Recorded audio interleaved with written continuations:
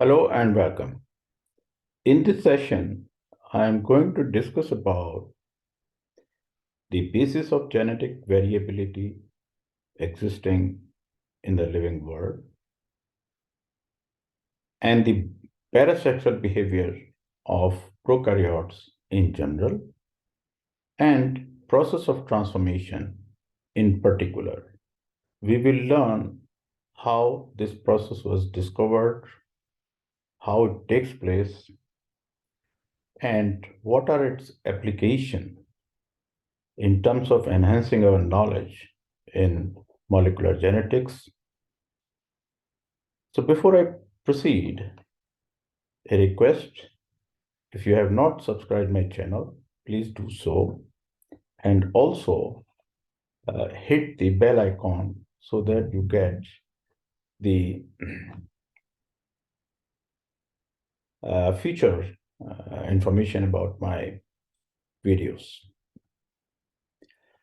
So genetic variability is the law which exists in living world.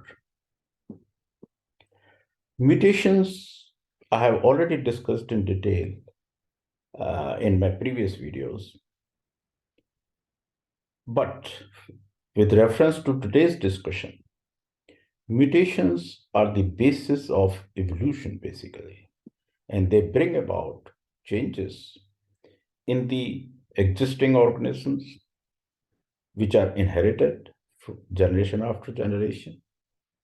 And they are responsible for the variations which we see in the living world in the form of different forms from higher to lower and from prokaryotes to eukaryotes. Another process of which is responsible for genetic variability is the sexual reproduction, which creates variation within the species when they undergo sexual reproduction, so that you can differentiate between different members of a species, But when it comes to prokaryotes, they do show mutations. There is no doubt about it. Now we know wherever there is DNA, it is liable to undergo mutations or changes. The favorable changes are selected over a period of time, and those which are not, they are discarded basically by way of selection. But prokaryotes, they do not show sexual reproduction the way it occurs in eukaryotes. But they do show some behavior similar to sexual reproduction seen in eukaryotes, that is, the bringing about DNA from outside to the inside of the cell. And that DNA brings about newer combinations and shows variability, which is inherited. Okay. So when we talk about mutations in bacteria, the bacterial populations, I will now limit myself to bacterial population. The mutations are spontaneous, they happen, or they can be induced. So when we talk about natural population, in nature, they show spontaneous mutations, which are, of course, subjected to selection. And another advantage in prokaryotes is that since they have haploid genome, so they have only single copy of all the genes, and therefore any gene entering or undergoing mutation is also expressed.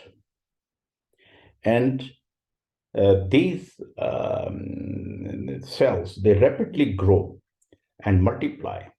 And that is another region that in prokaryotes as and when mutation occur, they are very quickly, selected and in nature and then get stabilized. And that's what I was trying to say, that they have selective advantage so that the mutants get established and they can multiply in the selective conditions, But the bacteria also shows the gene transfers,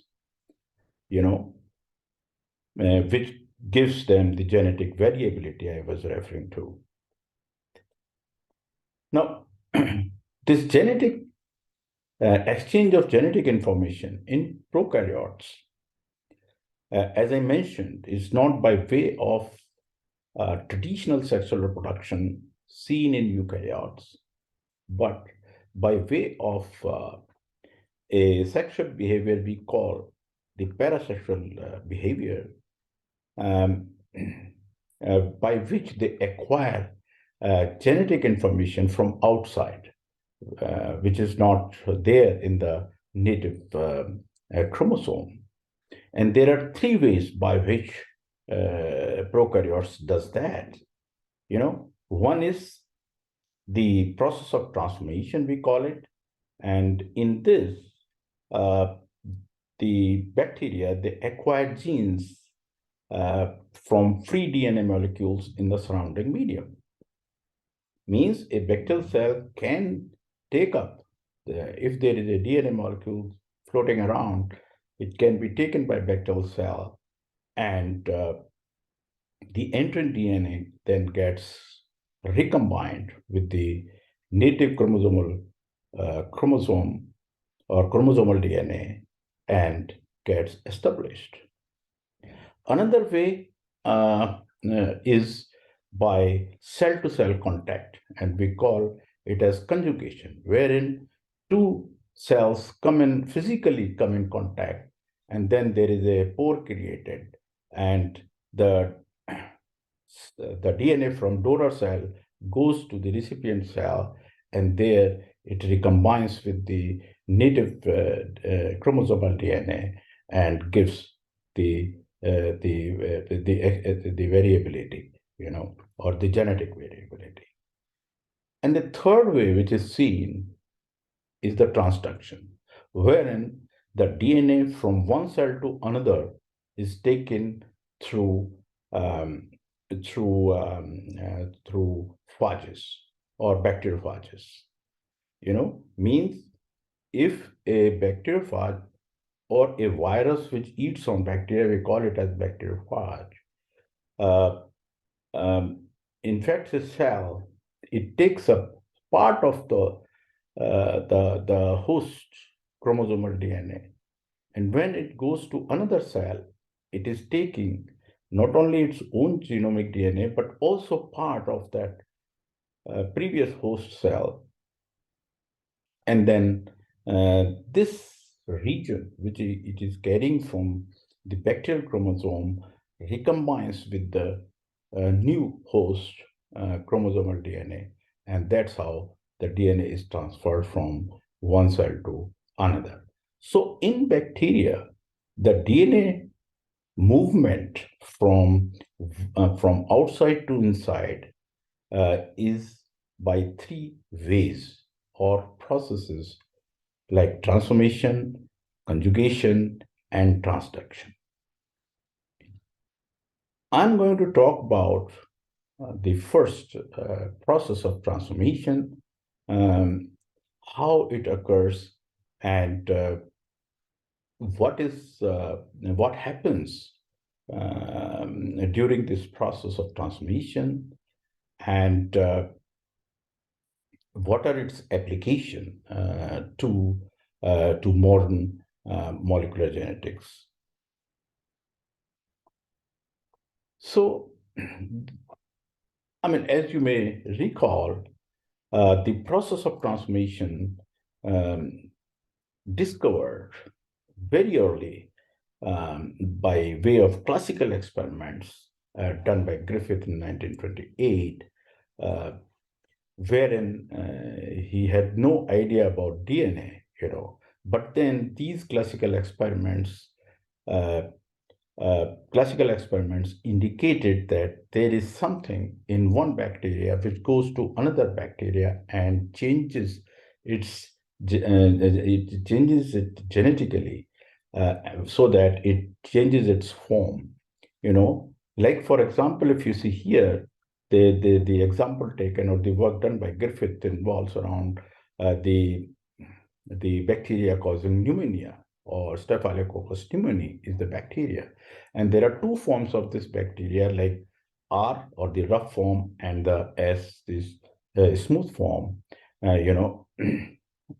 So alone, these bacterial forms or strains are not capable of causing the disease, and therefore, what happens uh, when he used a mixture of two of these forms, the R form and the heat-killed S form, like this. When he mixed these two forms and injected into mouse, the mouse developed disease, and they could recover the S-type bacteria, means which was heat-killed, but they could recover a live S-type. So they concluded that something from these heat-killed bacteria is going to R-type bacteria and making it active, which is responsible for causing disease and death of mouse. So after this classical experiment, the whole concept went some dormancy, and much later, this was again examined, that what in these S cells actually is responsible, or what is going on here, you know. So, and that is again set of these three people, Avery, McLeod, and McCarthy in 1944. Classical experiments, again, they actually address the previous question, where he just mentioned that something is happening to the R-type cells through the S-type cells. So what they did here, they isolated the DNA from here. And of course, at this time, there was no, complete methods by which they could purify the DNA. But then this DNA which they isolated was contaminated with some proteins also.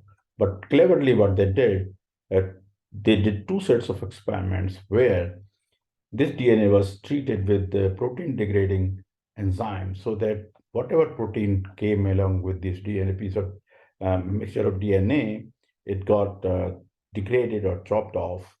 And in another set, they used enzymes which could degrade the DNA, leaving behind protein. Okay, so these are the two components of the DNA, proteins and the bacterial DNA doesn't have protein, but then along with purification, if the proteins are coming contaminating the preparation.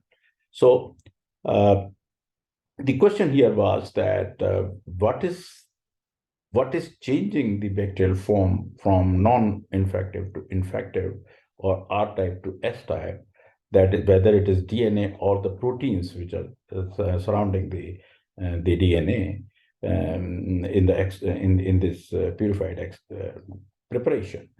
So here, they could recover some of the S-type cells from this R, whereas when they used proteins after degrading DNA, nothing could be, no S-type cell could be recovered here. So this experiment clearly suggested that the change in the R-type cell is because of the DNA of the S-type cell from here, which goes into the cells and changes it genetically, and its properties from non-infectious to infectious. So these classical experiments were are considered to be the basis of discovering process of transformation. And then again, for a long time, the whole thing was in a dormant phase until in 1960s, when uh, proper markers could be identified by way which could help in selecting a transformed cell from among the untransformed cells, you know. And that is, I'm referring to the antibiotic resistance and sensitivity of these cells, which was a process discovered in 60s, in bacteria, that some bacteria are uh, sensitive to antibiotics and some are resistant to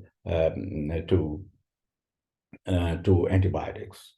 Okay, so when this knowledge was generated, then this process was reworked on to find out the final details of this process, that what is actually happening, you know. So what was found that transmission depends on the physiological state of the recipient cell. So you have the DNA and you have the recipient cells. As I told you, in transformation, it is the naked DNA which cells are capable of taking it. And when the DNA enters into the cell, it gets recombined with the recipient cell chromosomal DNA, you know. So these are very classical experiments done, um, uh, when they took DNA from the erythromycin-resistant cells of Staphylococcus coccus pneumoniae, same bacteria which was used by Griffith and followed by McCarthy et al. Same strain was taken, but this time they are not looking for infectiousness of this strain, but another property by which they could select the progeny bacteria after transformation very effectively. So what they did here, they purified DNA from here, and by then the methods of DNA purifications were in place, and then this DNA was used to transform or the sensitive cell, the Staphylococcus pneumoniae sensitive cells. So this DNA from here was mixed with these cells, and then they were allowed uh, this incubation for some time. And then these cells were plated on erythromycin plus medium, erythromycin containing medium. And after a while, when the cells were allowed to grow, they could see the formation of erythromycin resistant colonies. Means all the sensitive ones will die, and only those cells which are capable of surviving under selection pressure could survive. Okay, and it happened at a very high frequency, that is about 10 to the power 3 cells, and this frequency is very, very high, because similar type of cells, means erythromycin resistant cells, can also arise by way of mutation, spontaneous mutation. So one has to differentiate whether this is happening because of spontaneous mutation or by the incoming DNA from erythromycin-resistant cell, which was purified earlier. Here, that DNA is doing something to the cell.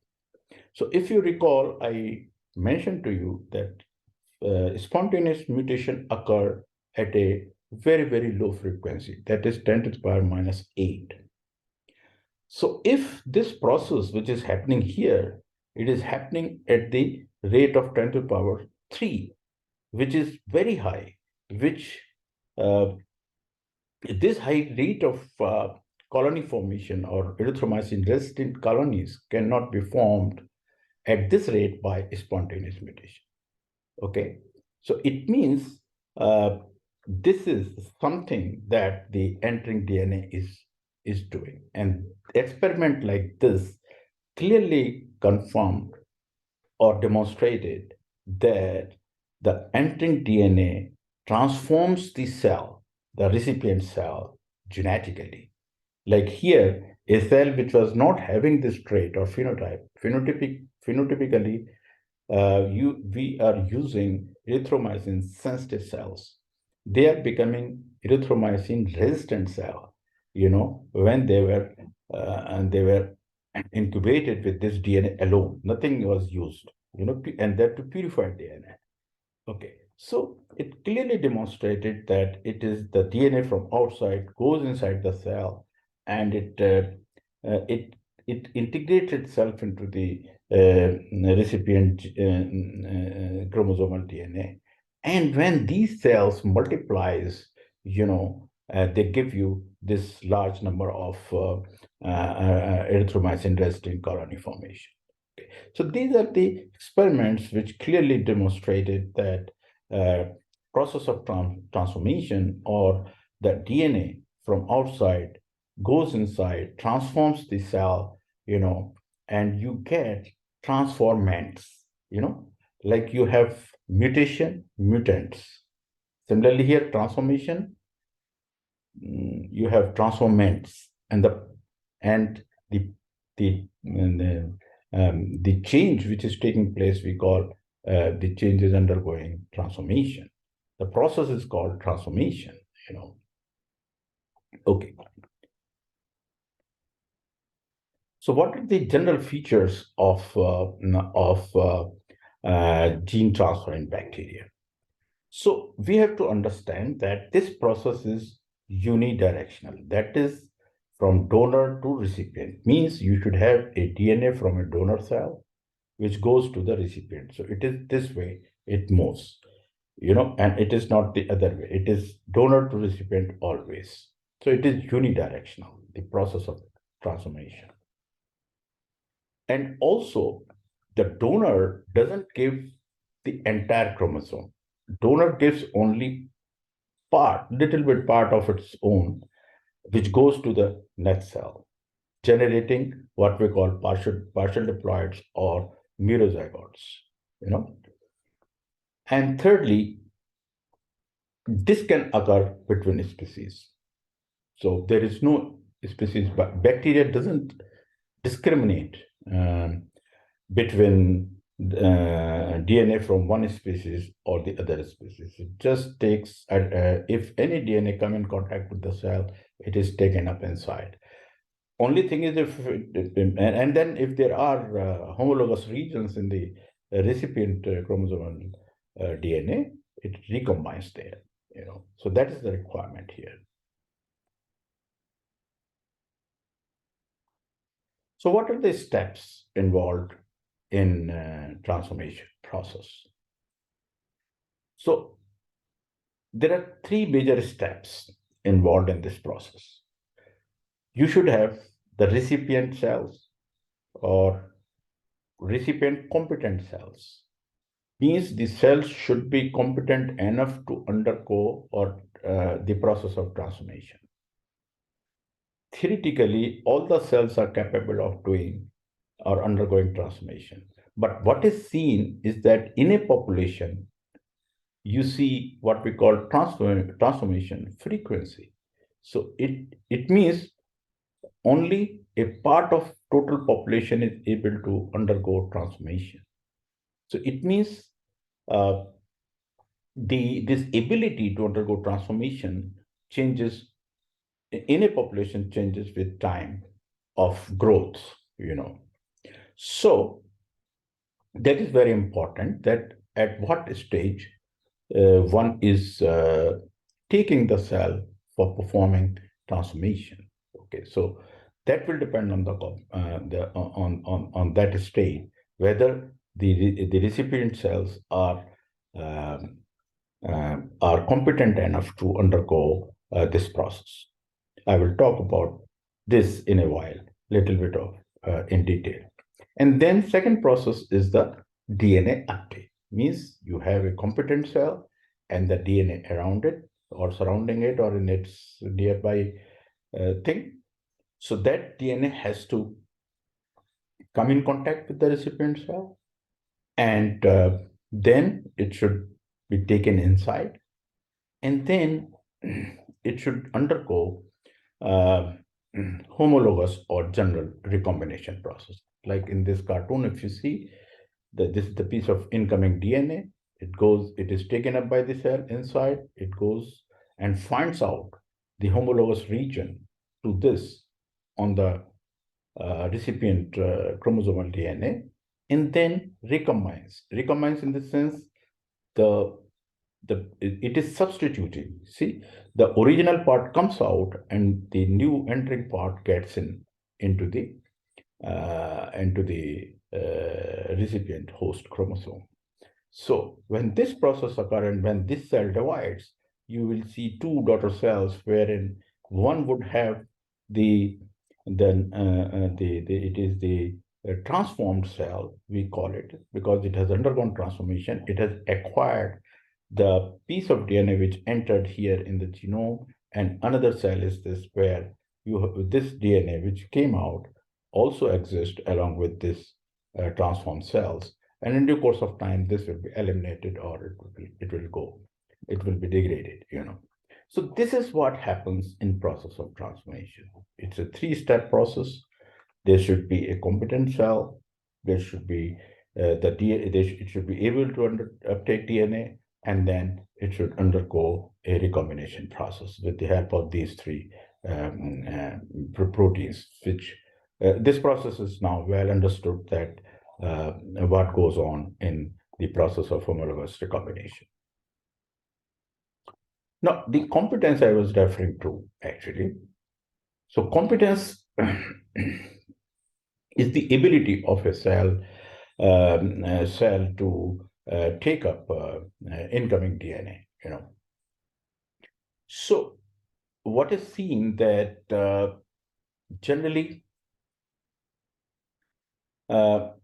this ability of taking up DNA from outside can be enhanced by certain culture conditions, and by a factor of 10 to the power 4 to 6, actually. And generally, it is seen that this is these conditions, they vary from species to species. So you cannot give a uniform conditions for all type of bacterial cells to change their ability to undergo transformation.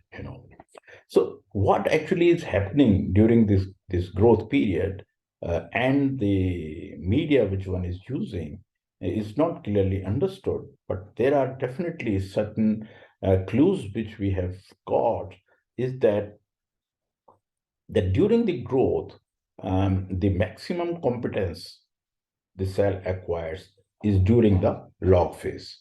In the bacterial growth curve, you have the initial phase, S phase, and the log phase.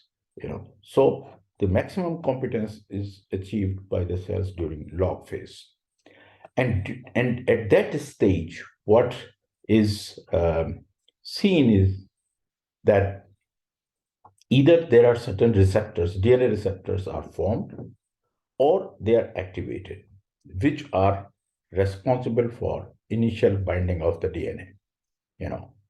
So the number of receptors and their nature, it varies from organism to organism, but there are certain receptors, DNA receptors, which have been isolated and characterized.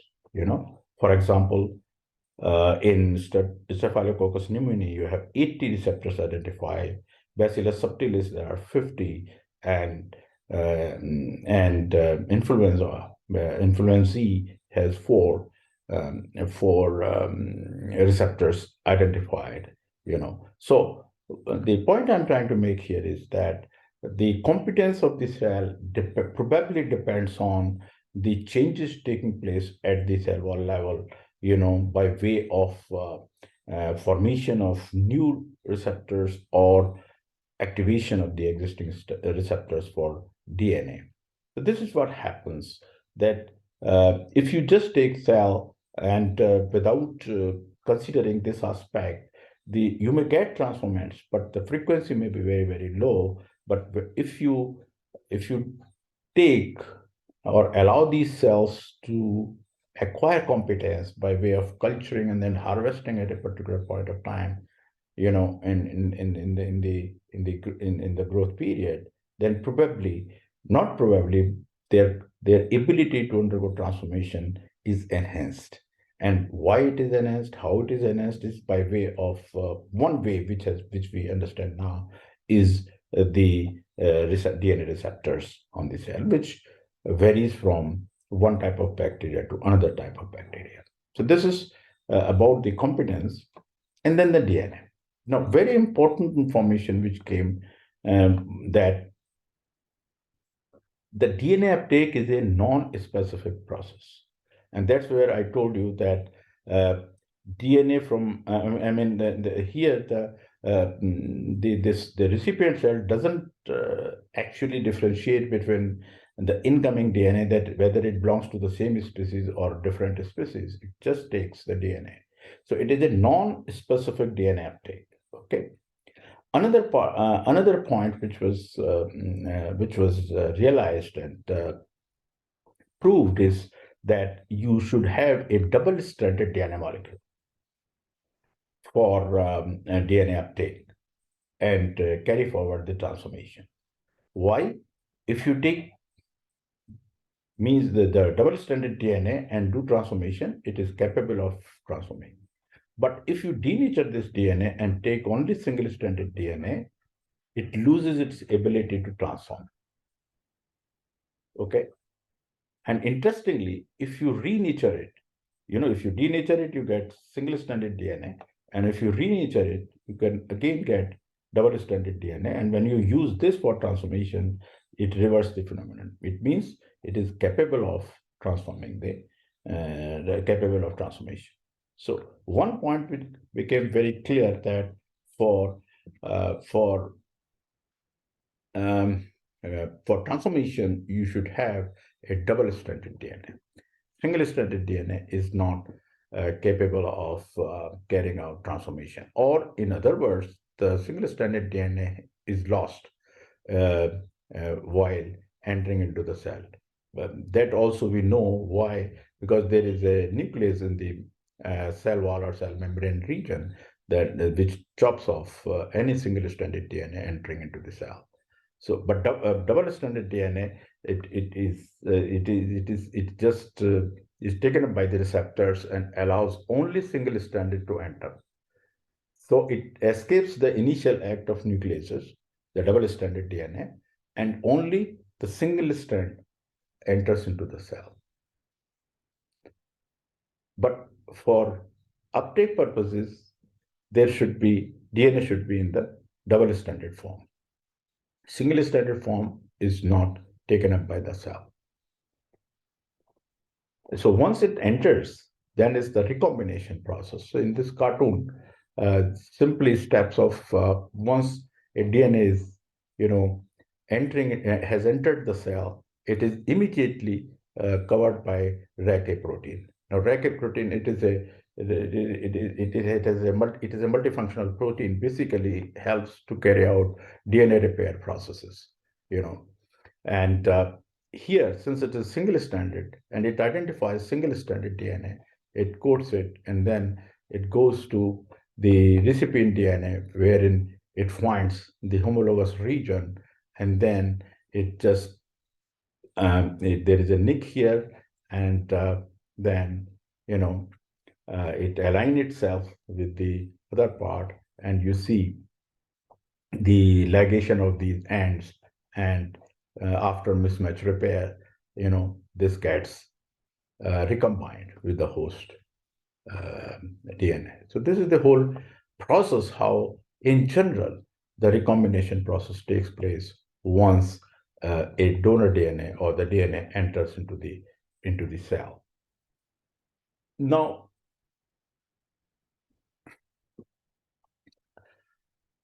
what is happening in the transformation process means whether it is substituting the existing alleles, or it is the allele addition, means resulting into partial diploid formation. So when any foreign DNA is entering into the cell and recombining with the host um, DNA, there can be two. Either it is going to replace or substitute the original piece of DNA, or it is going to add to the existing. Okay. So in the second possibility, where an allele is added, it is forming a partial diploid actually. Means the original allele is there, and the incoming DNA or donor DNA is recombining and adding an allele into it, which results into formation of partial diploids. Because in general, bacterial cell is haploid for all its alleles. There is only one copy in the per cell actually. Okay, let us look at experimentally what is happening here. So in this experiment, if you see, this is the recipient DNA state, which has a small m and capital N alleles on it, and we are transforming it with a DNA fragment which has capital M, small m, or only capital M. So this donor DNA has either this or this combination. Okay, so now you see, if the donor substitution hypothesis is correct, then this M and N is substituted by this M, capital M and small m. Okay, so these black uh, blocks are gone. They are replaced by red blocks, which are in the donor DNA. Or if we are using only capital M, then you have this small m is replaced by capital M, and N is as it is. This is the original. So in both the situations, what is happening, the donor DNA is substituting these alleles. This is one way. And if you select for M type phenotype, you will get either M and small n or capital M, capital N. Okay, now if the second possibility, that is addition of allele, is happening, then it should be like this. You will retain these small m and capital N like this, and these red blocks are added here. Or you will add capital M also. Okay, and when you select for M phenotype, you always end up getting this phenotype, phenotype and corresponding genotype. You don't see capital M and small n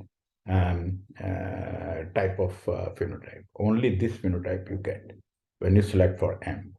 So indicating thereby that it is the allele substitution which is taking place by and large as compared to addition of alleles in transformation. Okay, now what is the application to molecular genetics in of transformation process? Okay, so basically this process was used for gene mapping on chromosome. And in those days, gene mapping means to find out how closely two genes are located on the chromosome with respect to each other, and what is the gene order of different markers. And you can also find out the distance between or map distance between the two genes, okay, by um, by looking at the transformation frequencies of the different marker genes. Okay, so let us see how this aspect was studied, and confirmed that yes, the transformation can help in gene mapping. So look at this experiment and follow it with me very carefully. So if you have a donor bacterium which has A, B, and C, that is A plus, B plus, C plus. These are three marker genes. So the phenotype of this bacteria is A plus, B plus, C plus, and genotype is also A plus, B plus, C plus. Okay. So, and these three marker genes are located at the equal distance. This is what we are presuming, that they are located at the equal distance. And then this DNA was isolated, and it was fragmented by using restriction enzyme, which cleaves off this DNA at different sites. So it generates, or it will generate, different sorts of fragments and combination. For example, there may be fragments which will not have any of these markers. If the fragment is from here to here, it will be having only a marker. If the fragment is between this point to this point, it will have these two, A and B. And if the fragment is from here to here, it will have only B.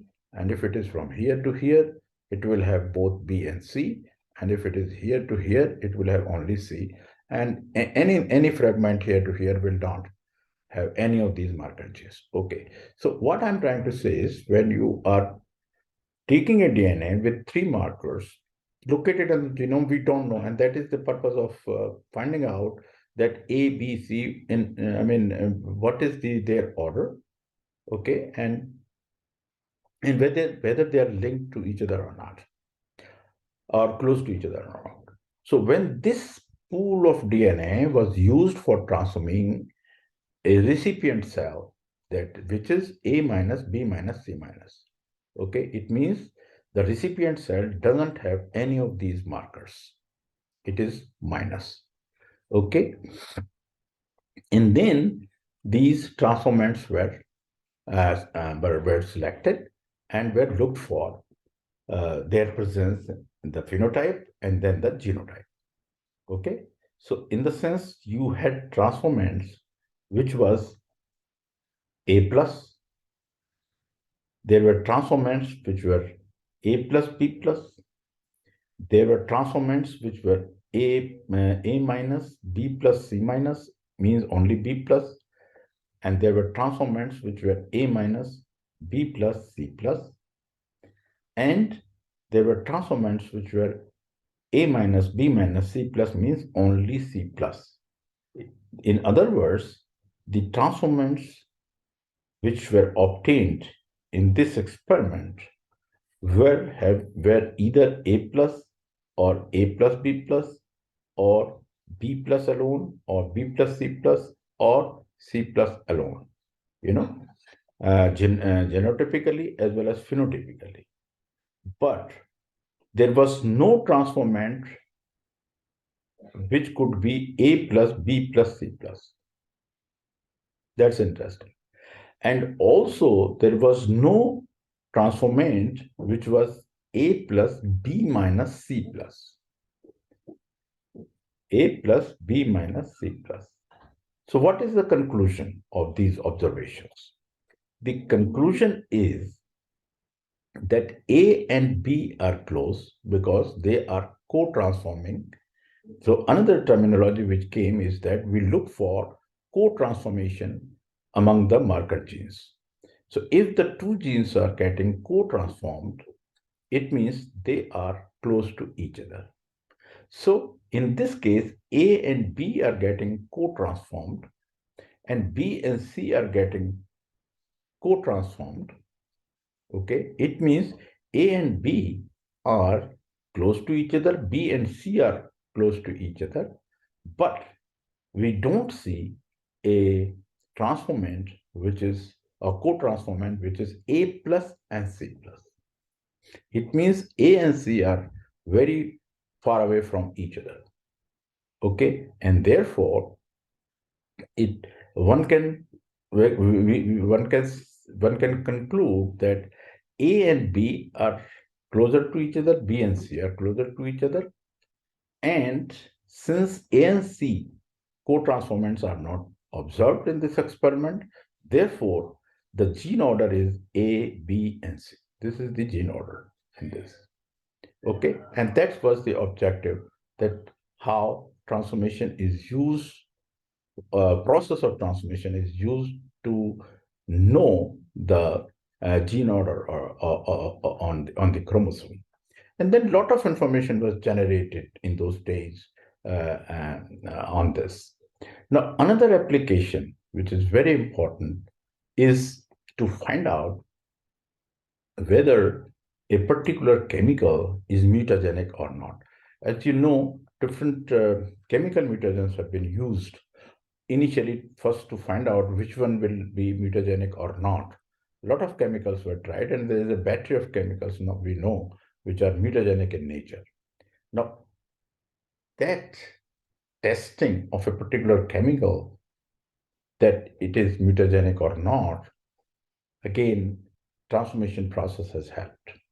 Look at this experiment very carefully with me, that suppose you have, again, we are considering two markers. One is antibiotic resistance, that is streptomycin resistance, and lack ability of cell to utilize lactose.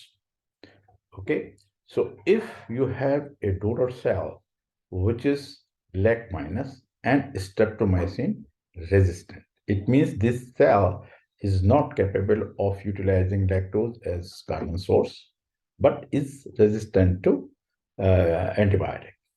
So if you take this DNA and perform a transformation experiment to a recipient cell, which is lac plus and streptomycin sensitive.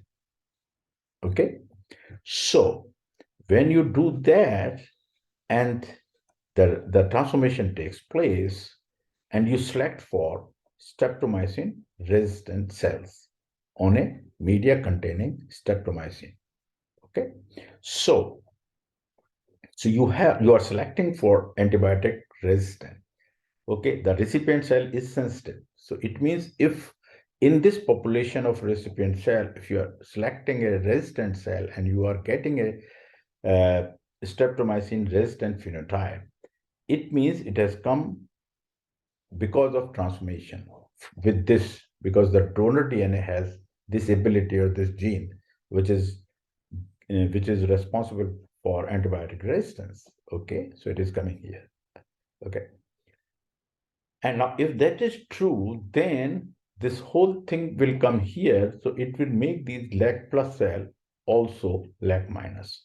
So what was seen, that these antibiotic resistant cells which were selected after transformation were also lac minus. Okay, so this is one set of experiment. Now,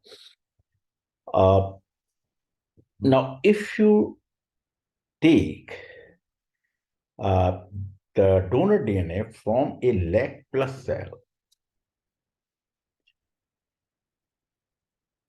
Okay. Okay. If you are taking this donor DNA from a cell which is lactose plus, lac plus, and streptomycin resistant. Okay. Now, if you are taking this DNA and treating it with mutagen, the chemical which we want to test whether it is mutagenic or not. So you treat the DNA with that chemical. So this is 1-to-1, allow that reaction to occur, and then you use this DNA to transform lac minus cell, this DNA. So in this case, the lac minus cell will occur when you are taking a lac plus cell here and looking for streptomycin resistant transformed cells. So in that, if you see a lac minus coming, it means it is because of the effect of that chemical, which you are trying to test, that it has mutated this gene, which is lac plus to lac minus, and you are able to get a lac minus cell, which is streptomycin resistant also. So it means this chemical or mutagen acted directly on the DNA, by changing it. Otherwise, you cannot get, if the donor is lac plus, like here it is lac minus, you get a lac minus, but if you take a lac plus, uh, donor DNA, it cannot be minus until unless this chemical has acted on it, directly and mutated that, So, so to conclude, what I have tried to do in today's session is to make you understand the genetic variability which is seen in prokaryotes. First is by way of mutations, and another is by parasexual behavior. And one of the process which is part of parasexual behavior is transformation, wherein cells try to take up the naked DNA from surrounding media or wherever the cells are growing, and then this DNA goes inside and recombines. Okay. Now, recombines and changes the genetic makeup of the recipient cell. Okay. And in fact, after knowing that what transformation means or what transformation process does to the recipient cell, the transformation of eukaryotic cell was also envisaged and worked upon, and now we know that animal cells, plant cells can be transformed. And when we talk of eukaryotic cell transformation or any cell transformation, the concept is the foreign DNA or the outside DNA should go inside the cell and should get integrated in the host genome and transforming one cell. And when this cell divides, it goes to, all the progeny cells of this. So you get transgenic or transgenic plants or transgenic animals. So that is the concept, starting from bacteria to plants and to animals. Okay, so with this, I conclude the session, and thank you very much for patient hearing. And if you like this video, please again